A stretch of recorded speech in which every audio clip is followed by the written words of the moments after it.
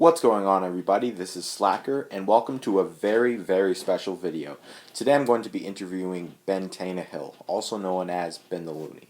Now, before we get started with this interview, I'd just like to introduce some of the new people that are going to be watching this to my videos. I'm SlackerReviews. I do review-type videos, album reviews, movie reviews, mostly music reviews, some music news, basically whatever I feel up to making. My videos are inspired by Ben, so if you're interested in that kind of video, then definitely click the subscribe button. Give me a try, and if you don't like my videos, then unsubscribe if you want. But without further ado, let's get started with this interview. So Ben, why don't you introduce yourself to those who may not know about you and your history on YouTube? Hello folks, I'm Ben Tannehill, creator of the YouTube channels Puppyzilla Man 4 and Benthelooney. Roughly how long have you been on YouTube for? I've been on YouTube for practically 5 years. Who are the content creators on YouTube that have inspired you the most? I really can't say who my biggest influences were at the time I started my YouTube videos, because basically I would look up rant videos for things that personally frustrate me, and I wouldn't be satisfied with what I saw, so I just decided to make videos on topics myself just so I can give my 2 cents on the stuff that annoyed me. But I will say that as the years went on, I started to take influence from several people that I love to watch on the internet. I would say that the people who inspired me on the internet the most were Linkara, the Angry Video Game Nerd, and Rebel Taxi 99. I basically took their style of video making and applied it to mine, but I added my own personal flavor to my videos. I took influence from classic cartoons, adding my own personal wacky sense of humor to them, and making the style that you see now. In the early days of your channel, you got a lot of attention and views for bashing modern mainstream entertainment. Why exactly did you have so much distaste with modern music, movies, and television? In my early days, I was a little cynical. I'll be the first one to admit that. Basically, I was just frustrated with how I saw society going. I just thought that all the creativity was just completely drained and that there really wasn't any effort being put into entertainment at the time. But later on, I realized that modern times really isn't that bad. And I realized that even when I look back at my childhood, there were a lot of things from then that I didn't even like. So I basically said to myself, you know, maybe it's the times that aren't the problem. Maybe it's just the quality of what I'm seeing. And thankfully, when I got into more modern shows that came out, I started to become more optimistic with society. When you started doing rant videos, did you have intentions of doing an entire series? I had no idea what direction my rants were going to go into. I just saw them as random videos that I did to vent out my frustrations. But as the time went on, I got more and more involved with them and I wanted to do more and more things, so it just developed it from there. You have always insisted that Benthelooney is a character and is kind of a parody of other ranters on YouTube. My question is, was Benthelooney always a character or did he eventually become one? I will say that Benthelooney really wasn't a developed character until later on, but I will say that in my first rants, I really wasn't playing myself. I was just being the person that I always wanted to be. You see, in real life, I'm a lot more passive and I'm not really as outspoken unless I'm provoked. Usually I'm very quiet and I just give my opinions in a casual manner. However, when I made my YouTube videos, I just went all out. I just wanted to be the guy who I always wanted to see, because I noticed that a lot of YouTubers, when they make rants, they're either too out there or they're not even trying at all. So I wanted to be in the middle. I wanted to look like I had some sanity in me, but I also didn't want to look like that I was afraid to speak my mind. As I kept making videos and I kept getting more and more creative with them, I decided that maybe I should have a full-blown character to represent me.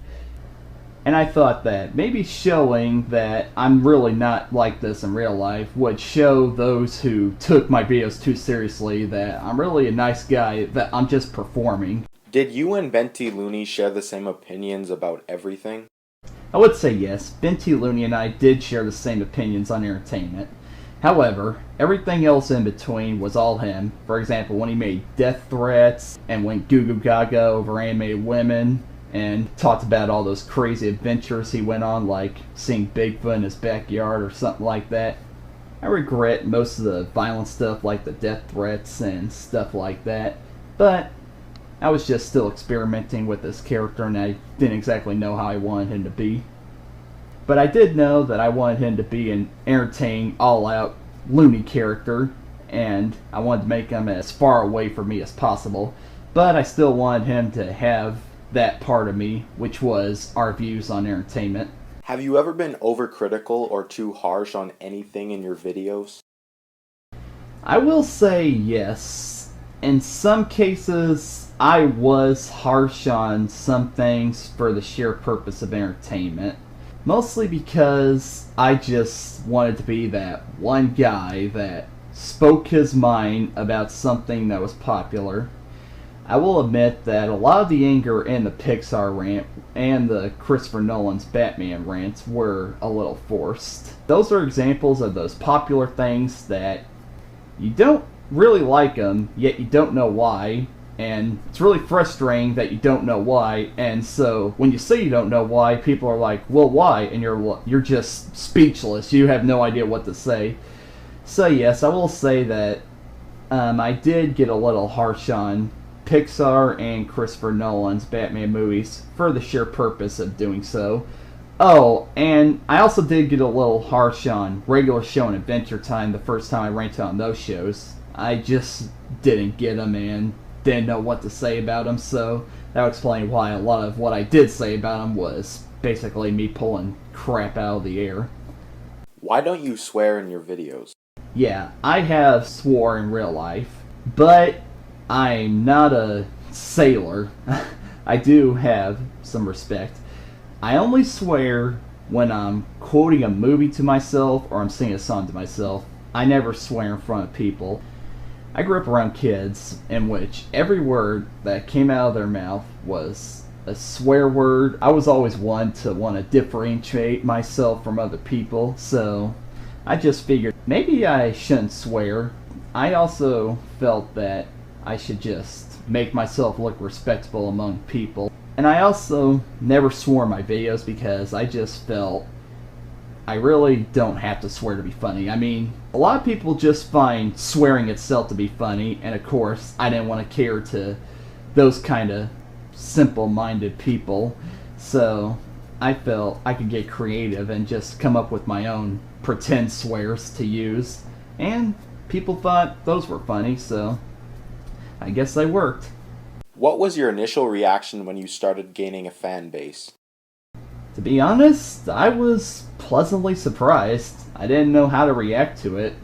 I'm really happy to see that I grew a fan base, and I'm really happy that so many people like me, and I love my fans a lot. And their support over the years really kept me going, and I just gotta say thanks, guys. Were you pressured by fan expectations when you started gaining a fan base?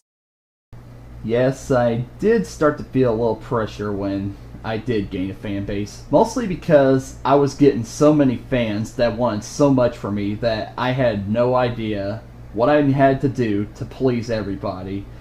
And these were the kind of things that kept me awake some nights. Yeah, I got that into making videos. I just felt that if I did one thing, I could tick off one part of my fan base, but make another happy. I was trying to please everybody, and it got really hard trying to figure out how I was going to do that. So, in the end, I just decided I'm just going to make what I like, and if some people like it, good, but if some people don't, that's fine. Unsubscribe to me if you don't like where I'm going, but I'm here to entertain, and as long as I'm entertaining even a small fraction of people, then I feel I'm successful. Have you ever been upset from a hate comment? There were times when I read some comments that did kind of get to me, but they were more of a, really? Is you really going there reaction. I learned in high school to just not give a crap about what people say. I generally didn't let the hate comments get to me. However, when I did get comments from respected YouTubers who did bring up some things, I did consider what they had to say. In the end, I just felt that maybe, just maybe, I should just stick to what I'm doing, and if a majority of my fans think, wow, you're going a little too far, Ben, then yeah, I would reconsider some things. Did the commentaries directed at you make you a better content creator? I would say that the earliest commentaries on me really did change me into the entertainer I am today. That's right, my videos never would have gone in the direction they were going if I did not watch Perry McCall 18's and Milkman's commentaries on me, because even they made me realize, wow, my videos are terrible, and it's like I couldn't stand to watch them myself. So I felt, what's the point of making something that I don't like? So I decided to think more creatively about how I would go about making my videos. So I can thank those commentators for really getting me in the rocket to launch my creative career and get me thinking about how I can entertain many people as well as myself. But I will say that a lot of the commentaries that did come after those got more and more ridiculous. And you could tell that a lot of them were butthurt, as much as I hate to use that word. But I think of the original commentaries and think of how much they turned me into a creative person. Do you agree with all the commentaries made about your old videos? I still agree with a lot of the commentaries that were made about my old videos. Mostly because I can't stand my old videos myself. So, whatever they want to say about them, more power to them, because I agree 110%. Is there any commentaries in particular that really got to you? No, I really don't think any commentaries particularly got to me, but a lot of them did make me think, or a lot of them did make me laugh, but either way, I really never got too upset about them.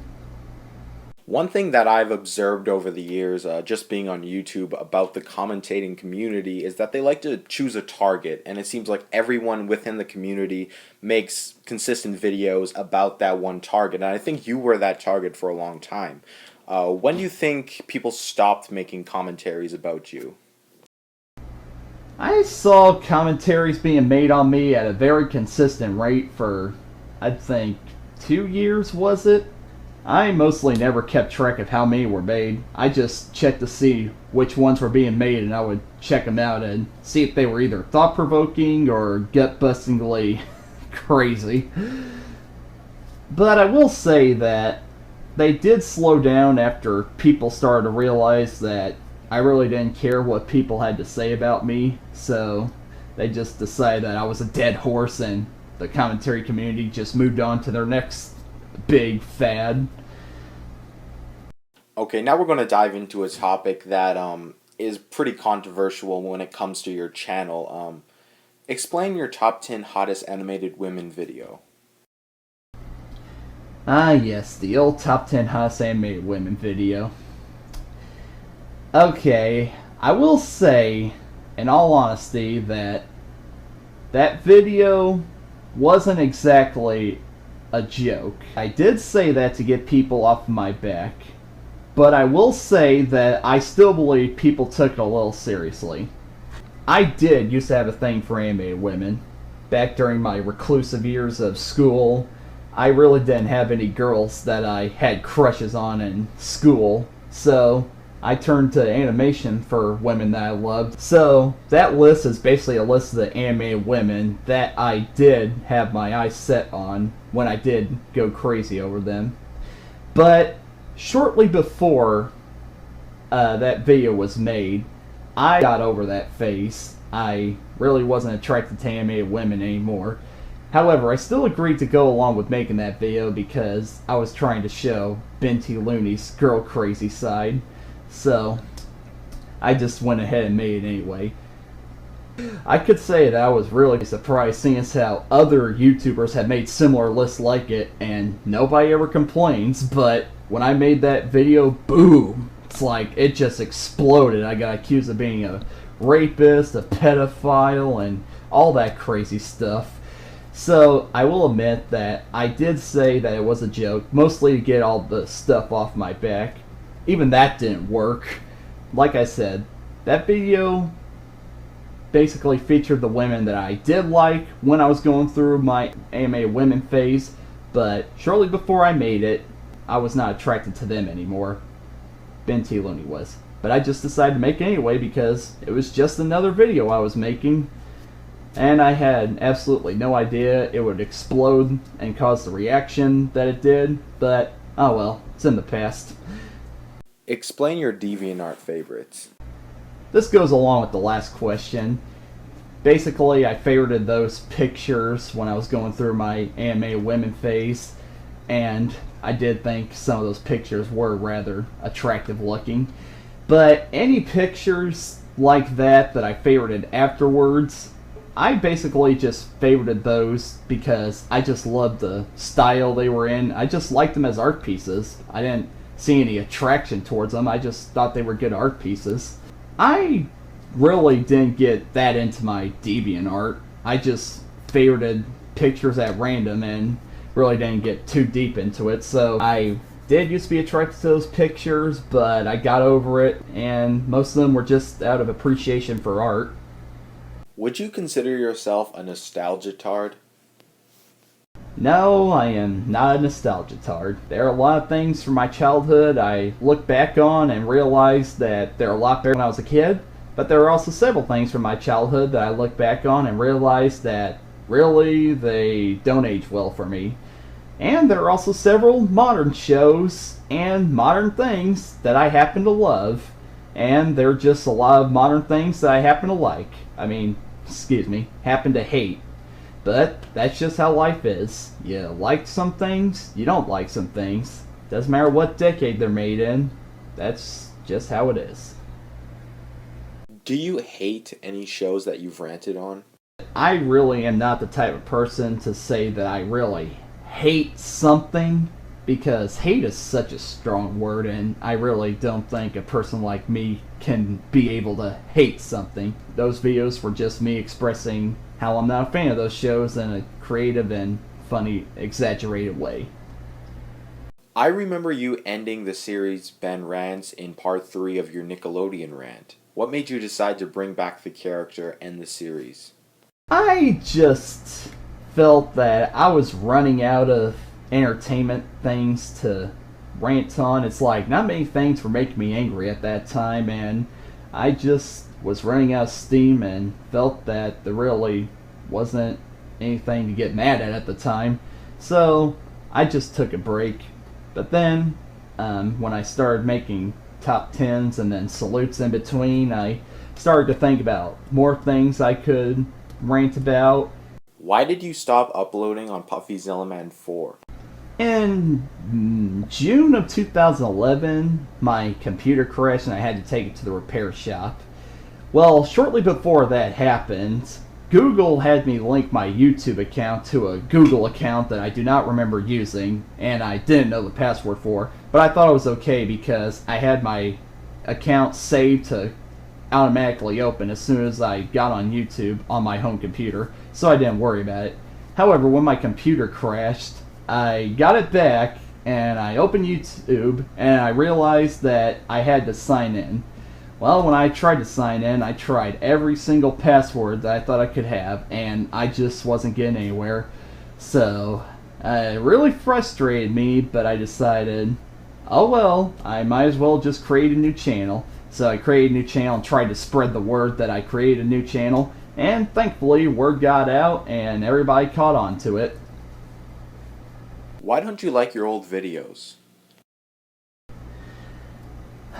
It's mostly how I've developed as an entertainer over time and just how how much I spoiled myself. Basically, when it comes to entertainers or artists, as they grow over time, they look back on the stuff they made before and they just can't handle it. They just can't handle the fact that they used to be that bad, and that's just the case with me. I just watch my old videos and I'm just bored to tears. I can't even finish one of them. I hate how awkward and slow and unenergetic I sound, and when I tried to get mad in those, it just I just didn't like how it sounded. I can look back and laugh now, but personally, I just can't watch them at all. But if you like them, good for you. It's just, I prefer it when I reach my creative peak. When do you think your content got really good? I feel my content got really, really, really good around 2013 because I felt the most energetic and creatively inspired at that time. You can tell due to the amount of videos that I was uploading in 1 week. It's like 5 videos, are you kidding me? Looking back, I don't even know how I was able to do that. And I was just going crazy all over the place, trying out so many things, trying out new characters. I was just so full of inspiration to just be as entertaining as possible. And 2013, I look back on that year and say, I'm really glad that I went out with that. And you could say that I went out with my 2014 videos, but I feel my 2013, I want to be remembered ending with those. Who designs your characters and avatars? That would be the great Mega Man 511 Again Plus. It was originally me with that badly drawn character, but then a YouTuber by the name of CBK Pictures, he decided to do redesigns. So then I took his designs for a short while, but then Mega Man 511 Again Plus came around and he said that he could make characters for me. So then I thought, sure, why not? I think it's time to update Benthelooney's look, and I was really pleased with his results. I think they were the best that I ever could have had. What made you want to bring in characters other than Ben? It was basically just a creative inspiration. I basically felt that Benthelooney, while he's a fun character to play, I really wanted to expand my horizons and bring in new characters and basically try out how they would be by themselves or pretty much interacting with Benthelooney and other characters. Explain your main characters and the inspirations for them. Okay, Benthelooney is basically a cartoony version of me. Neb is basically a parody of all the immature person you know in real life, and the kids who are constantly liking things simply because they're popular. Negative Nick is a parody of the negative people who are always cynical and act like that nothing good is ever going on in their life, and they basically look for one little thing to just ruin their whole day. Looney T. Ben is basically just a crazy character that I came up with when one of my coworkers told him about stories about his crazy uncle that just made me crack up. And Sir Lord Charles Humperdinck IV is a parody of those people who act very mature and belittle people just because they like things that the mature people think are childish. On average, how long does it take to make a video from start to finish? It usually took me up from a week, or there were some videos that I planned ahead that I knew I wanted to do that I was able to think about, but some videos just came to me like that and I was able to make it really quickly. Usually my Friday videos, my long ones, it would usually take 3 days to write the script, half an hour to record the dialogue, and then 2.5 hours to edit it all together. And then the short videos, those vary depending on their length, but I usually knock those out in either half an hour to an hour. Have you ever completely finished a video but then scrapped it after watching it back? It never got to that case, but I will say that there were times when I was editing a video together and I was thinking, oh man, this isn't turning out the way I wish it would. But I had gotten so far on it that I didn't want to just remove everything and go back and do it again, because I knew that even if I did that, I would find something else to not be satisfied with. So I just pushed along and kept going. But after I uploaded it and it gave it, I'd say, 2 or 3 months, I would watch it again and laugh at it and be satisfied with what I saw. Have you ever been annoyed by your own fan base? As much as I love my fans, there were times when they did get a little bit on my nerves. I hate to say it, but I'm just being honest. I felt that there were some things that they asked questions about that I made clear in my videos that is right in front of them, and it got really annoying when I had to either explain it to them or tell it to them again, because I tried my best to make my jokes or explanations as subtle as possible to where people didn't feel like I was talking to them like they're idiots, but at least make it to where they're able to know exactly what I'm saying. But sadly, that wasn't always the case. And I think my fans did get a little annoying sometimes when they requested me to talk about some things that are just so trivial and are so outdated now that I just couldn't handle myself. It's like, you've been watching my videos for how long? How do you not know what kind of content I make? And I just felt that they requested certain topics that were just so out of my league that I couldn't even believe they would even suggest that to me. And then there were some times when they got a little out of control with their requests, like when they were requesting me to talk about certain shows and I said no, I really don't feel like making a video of it. They would not stop. Some of them, not all of them. Thankfully, most of them knew their boundaries and they knew to just let me do my thing. But others just stepped over that line, and I hate to say it, but they did annoy me. But later on, I forgave them and understood where they were coming from, so no hard feelings. Why did you bring back Benthelooney after you retired the character? Honestly, I don't know why. I guess I just got bored making videos as myself and had a little burst of creativity to just go about doing it again. But looking back, I'm a little unsatisfied with that decision because I feel that Benthelooney just wasn't himself. While I did like turning him into an optimistic character in the end, I felt that if I were to continue after that, he just wouldn't be the same Benthelooney that everybody fell in love with, because I wanted him to be the outspoken, unapologetic person that I always wanted to be, but I never had the guts to be. But when I was doing my new videos, I had to keep the continuity that he was an optimistic character and he was going to be more passive-aggressive, and it just kind of hurt having to perform him and write him that way. So, yeah. I don't know why I decided to bring him back. Oh, probably because there were some videos I wanted to make before I ended, but I ended it before I had the chance, so I decided to just make them. And looking back, I don't think they were worth a full revival, but nothing I can do about it now. Why are you retiring? I'm pretty much just moving on with my life. I feel I've done all I can in my YouTube career, and I just want to move on to my true passion.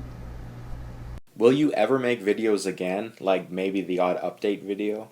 I really doubt it at this point, because if you ask me, I never ever want to make any more videos for YouTube again, because I really want to push forward and go on to what I want to do in life. I just feel that I'm just going to leave my YouTube videos as they are and just continue to move forward in life. I look back on my YouTube videos as my first stepping stone in my creative career, learning what works and what doesn't work. But I feel to really unleash my artistic creativity and what I really want to accomplish with my entertainment needs, I feel that I need to get into animation. And when it comes to YouTube, making YouTube videos, I just don't want to go back to I don't want to live in the past. I just want to move on. Do you have any regrets? Like I said, bringing back Benthelooney earlier this year, and there were some videos that I had no idea what I was thinking when I made them that I really don't want to talk about. Is there anything else you would like to say? I would like to say that I am really happy with all the support I got from my fans, and I really appreciate the help that some of the commentators tried to give me. And I'm happy to say that I have become friends with some of the people that used to hate my guts. And I really had fun making YouTube videos despite all the trials and tribulations. And I'm really glad you guys enjoy them. And I'm pretty sure when I get to a certain point in my career, I'll look back on these and I'll enjoy myself and seeing where I started.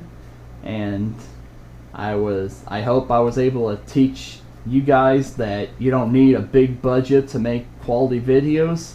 Even though I'm not the most popular YouTuber, I will say that I developed quite a cult following, and I hope I inspired some of you to go about making your own projects. Well, that's all the questions I have. I would like to thank Ben for taking part in this interview. It was really fun. I would also like to thank Ben for the 5 years of videos he's been putting out. I found his channel 5 years ago when he was just starting out on Puffyzilla Man 4, and it's just been an incredible ride we've all been on, watching him over the years, and it's just been amazing interviewing him. So Ben, good luck in the years to come. Thanks for doing this interview, and that's all for now. This has been Tannehill. See you later.